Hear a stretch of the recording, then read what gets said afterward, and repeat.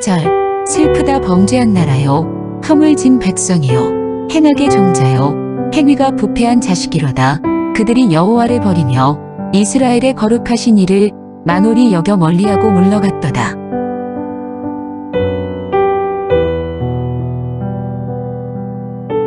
(24절) 그러므로 주 만군의 여호와 이스라엘의 전능자가 말씀하시되 슬프다. 내가 장차 내 대적에게 보응하여 내 마음을 편하게 하겠고 내 원수에게 보복하리라.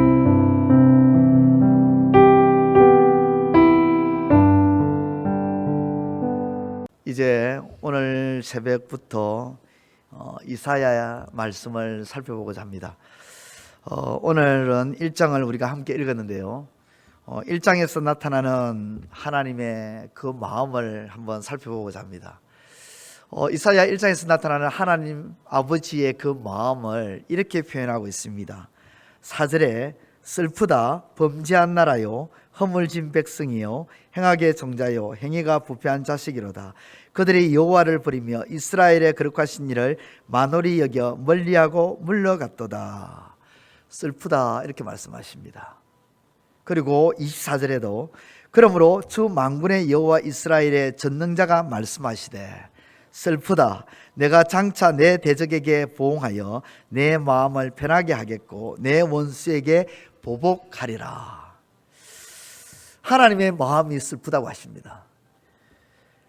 우리가 살아갈 때에 슬픈 이유들이 참 많지 않습니까? 그지요? 때로는 자식을 잃었을 때 마음이 슬프고 또 가까운 사람이 다쳤을 때도 슬픕니다. 사랑하는 사람이 내 곁에 머물러 있다가 훌쩍 떠날 때도 슬프고요. 사업이 잘 되어야 되는데 잘 될 때는 기쁘지만 안 되면 슬프죠. 그리고 자녀들이 직장을 얻지 못할 때도, 요즘 같은 불경기에 자녀들이 직장을 가지면 그래도 좀 웃고 지낼 수 있을 것 같은데 직장을 못 구하게 되면 우리 부모님들이 늘 근심 걱정에 슬픔으로 가득 차 있죠. 또 결혼 적령기에 이르렀는데 결혼을 하지 못하는 그런 자녀들을 보고 있다면 우리 부모님들은 마음이 썩 그렇게 기쁘지는 않습니다. 우리 삶을 돌아보면 슬픈 일들이 참 많습니다. 물론 기쁜 일들도 있지만 슬픈 일들이 있다는 것이죠. 하나님께서도 기쁜 일만 있는 것이 아니라 슬퍼하시는 일이 하나님께도 있다는 것을 오늘 보여주는데요. 그 하나님께서 오늘 본문에서 왜 슬퍼하시는지를 분명하게 우리에게 보여주고 있습니다. 하나님 아버지께서 이것 때문에 슬퍼하시더라 하는 것을요. 무엇 때문에 슬퍼하십니까? 본문에 이렇게 말씀하십니다. 4절에 슬프다 범죄한 나라요 허물진 백성이요 행악의 종자요 행위가 부패한 자식이로다. 그들이 여호와를 버리며 이스라엘의 거룩하신 이를 만홀히 여겨 멀리하고 물러갔도다. 그렇습니다. 딱 한마디로 말하면 하나님께서 슬퍼하시는 이유는 범죄했기 때문입니다. 우리말로 쉽게 이야기하면 죄를 지었기 때문에 하나님께서 슬퍼하신다는 거죠. 하나님은 다른 것이 슬픈 것이 아닙니다. 다른 것이 슬픈 것이 아니에요. 내 자녀가, 내 백성이 큰 죄든 작은 죄든 죄를 지을 때 슬퍼하신다는 겁니다. 하나님의 자녀, 하나님의 백성이 범죄할 때마다 하나님은 저렇게 하면 안 되는데 내 백성이 왜 저렇게 살아가지? 내 자녀가 왜 저렇게 범죄하고 있지? 하나님은 하나님의 자녀가 죄를 지을 때에 슬퍼하신다는 거예요. 여러분, 베드로를 잘 알 것입니다. 베드로가 예수님 앞에서 호언장담하잖아요. 뭐라고 호언장담합니까? 나는 절대 주님을 배반하지 않겠습니다. 나는 절대 변신하지 않을 것입니다. 그런데 결국 닭이 울기 전에 그는 예수님을 3번이나 모른다고 부인합니다. 그것도 맹세까지 하죠. 그러면서 예수님을 부인합니다. 이때 예수님이 기뻐하셨을까요? 내가 베드로 너한테 그런 말을 했는데 딱 내 말대로 됐지 하면서 예수님이 기뻐하셨을까요? 아닙니다. 예수님은 슬퍼하셨습니다. 요한복음 11장에 보면 예수님께서 나사로가 병들어 죽게 되었다는 소식을 듣죠. 그때 이 예수님께서 나사로를 평상시에 어떻게 여기고 있었느냐면요, 사랑하는 나사로라고 그렇게 표현합니다. 그 사랑하는 나사로가 죽게 되었다는 소식을 들었을 때에 여러분, 예수님이 어땠을까요? 여러분 자신이 만약에 여러분의 주변에 있는 가까운 사람, 사랑하는 사람, 좋아하는 사람이 지금 병들어 죽게 되었다는 소식을 들으면 여러분 어떻습니까? 기분이 안 좋을 거예요. 우울해지고 안타까워, 마음에 기도도 해드려야 되겠고 한번 찾아가야 되겠다, 이런 생각이 들겠죠. 당연히 예수님도 똑같습니다. 예수님은 사랑하는 나사로가 죽었다는 소식을 들었을 때 슬퍼하시고요, 그리고 그 나사로를 찾아가십니다. 그리고 찾아가셔서 어떻게 됐는지 여러분, 그 사건은 여러분 너무도 잘 아실 거예요. 그렇습니다. 우리가 믿는 하나님은 슬퍼하실 때 슬퍼하시는 분이십니다. 사랑하는 이가 죽었을 때에, 내가 좋아하는 이가 아파할 때에 슬퍼하시고 괴로워하시고 걱정해 주시는 그런 하나님. 또 오늘 본문의 말씀을 통해서 보면 사랑하는 내 자녀가, 내 백성이 누군가에게 미혹당해서, 꼬임을 당해서, 유혹을 당해서 범죄할 때에 하나님은 안타까워하시면서 슬퍼하십니다.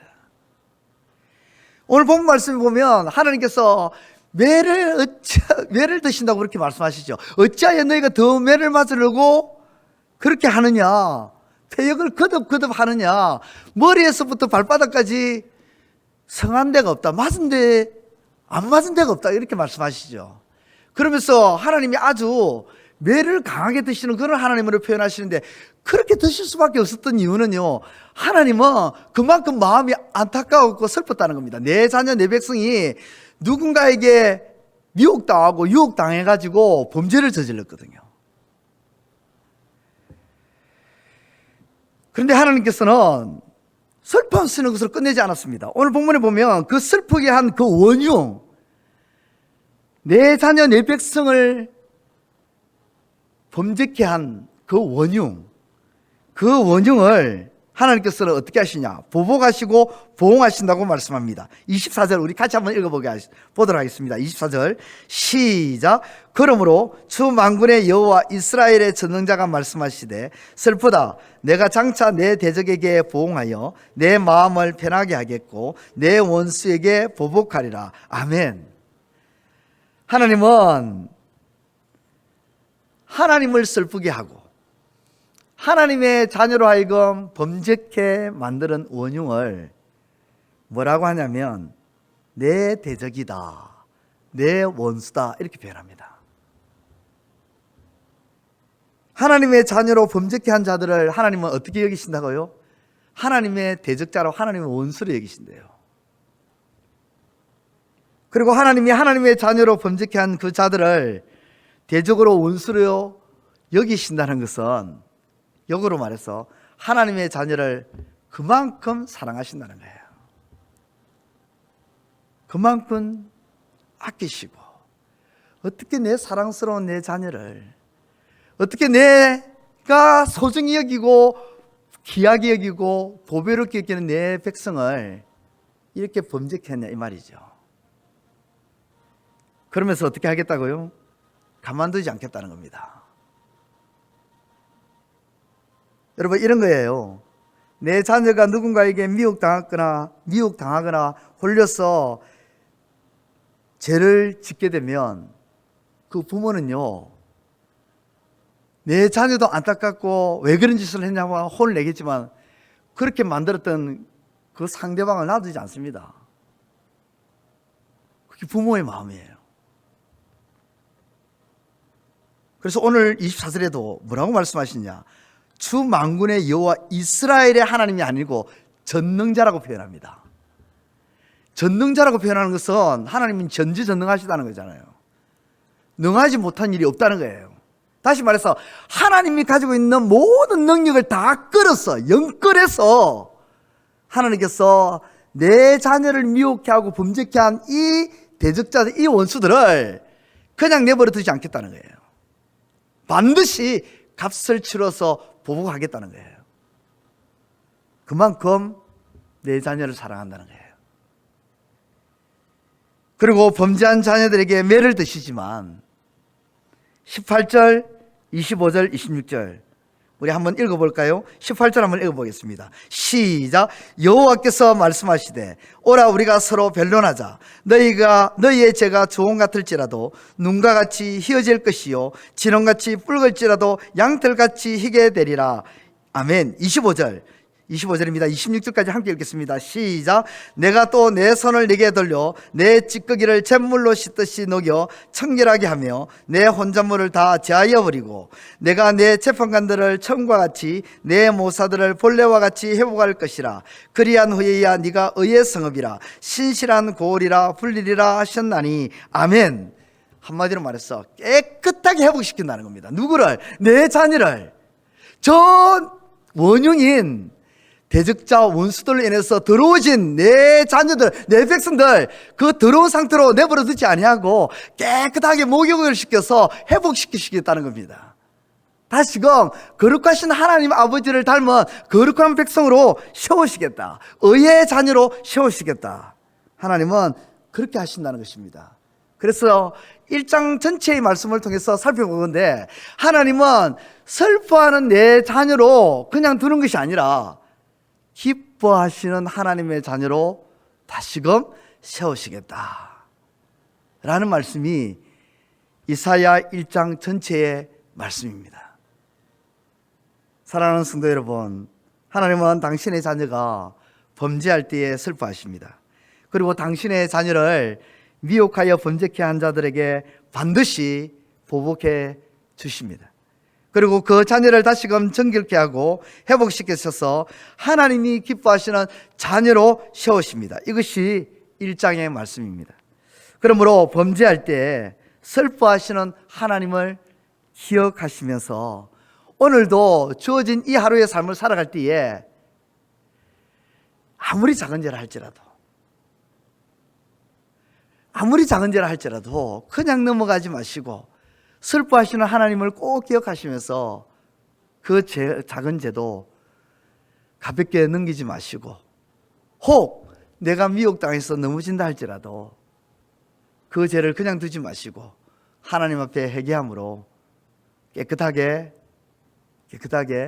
청산하시는 삶으로 나아가시는, 그래서 하나님이 기뻐하시는 삶으로 살아가시는 저와 여러분들의 삶이 되시기를 우리 주님의 이름으로 축원드립니다. 이제 오늘 받은 말씀으로 함께 기도하겠습니다. 첫째, 하나님께서는 우리가 범죄할 때의 분노만이 아니라 매우 슬퍼하신다는 사실을 기억하며 하나님의 마음을 슬프게 하는 작은 죄라도 멀리하는 삶을 살게 하소서.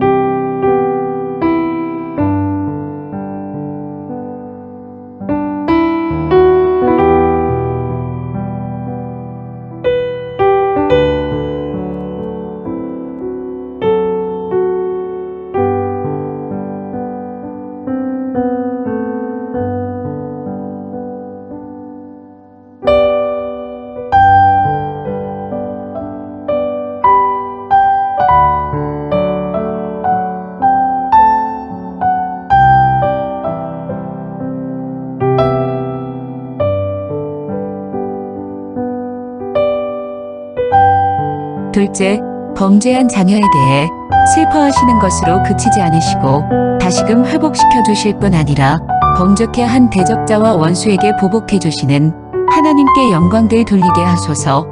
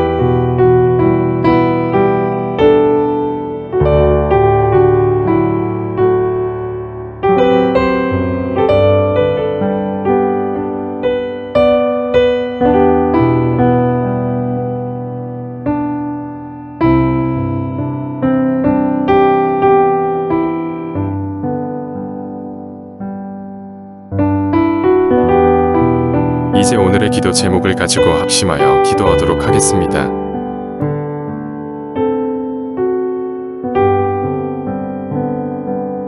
첫 번째, 하나님, 내 자신에게 혹 눈에 띄지 않을 만큼 작은 죄가 있다면 그것을 가벼이 여기지 않게 하시고 즉시 슬퍼하시는 하나님을 기억하며 회개함으로 나아가게 하소서.